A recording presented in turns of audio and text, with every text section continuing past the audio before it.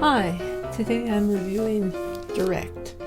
I'm just going to go ahead and tell you about this book in general because I didn't read it entirely from front to back all the way through because essentially it's preaching to the choir at this point.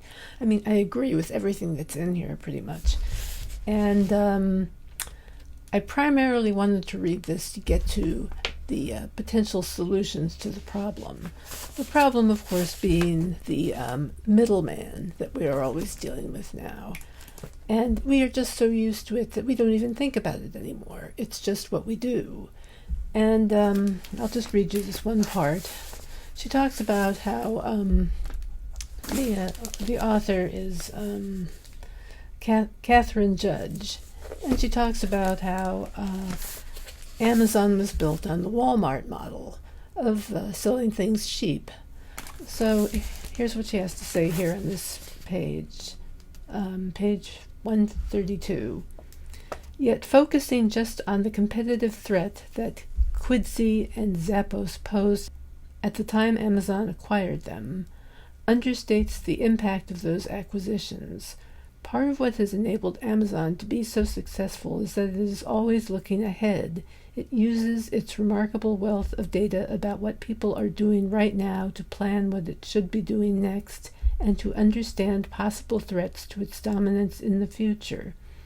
As antitrust experts Scott Hemphill and Tim Wu explain, acquisitions of nascent competitive threats, companies that may or may not be competitors today, but that could pose a serious threat in the future, can have a particularly pernicious impact on competition and innovation. Thanks to Amazon buying Quidsy and Zappos when it did, no one will ever know just how great a threat to Amazon's dominance they may otherwise have become. Amazon has also used acquisitions to disadvantage competitors in other ways. Recall Kiva, the robotics firm that Amazon acquired to increase the efficiency of its warehouses. Before being purchased by Amazon, the company sold robots to a number of e-commerce companies, and in the process of negotiating the merger, an Amazon executive assured Kiva's founder that Kiva could continue to sell robots to other companies, including Amazon's competitors. The founder had spent years cultivating those relationships, and those customers had come to rely on Kiva, so this assurance was important to him.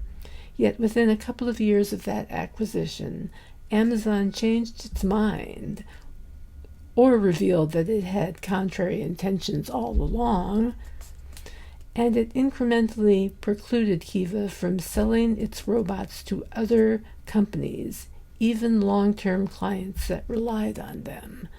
This maximized the competitive advantage Amazon gained from the acquisition, but only because Amazon handicapped competitors alongside improving its internal operations.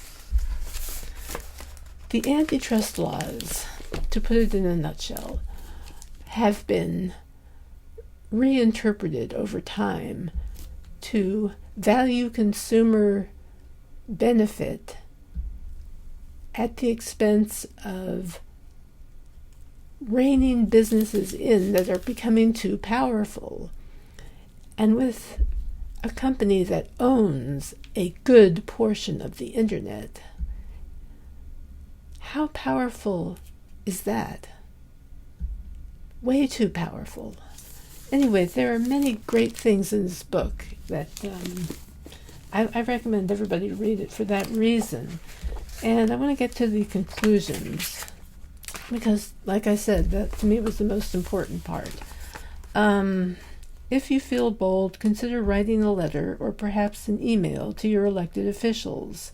From limiting the scale and scope of the largest middlemen to subsidizing the development of direct alternatives and bringing about the structural changes needed to enable real transparency, there are a lot of tools that the government alone can wield.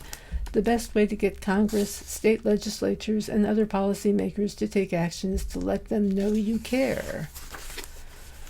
Sharing frustrations and success stories with others and learning from their experiences can also be helpful. If you have a direct producer that you think is great, tell your friends or post it on social media. I would love to see the various ways that you go to the source, whether it is a new experience or something you have been doing for a long time but now see in a new light. Talking to friends, spreading the word about buying direct.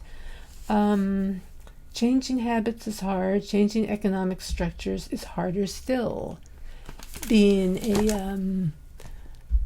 an indie author, not exclusive to Amazon, and with only a few books out, and not writing 10 books a year, is also very hard. I'm just saying. And the stories here are but a tiny slice of the myriad beautiful ways that people are already going to the source. Small changes can add up to big results. Well, these are very hopeful words.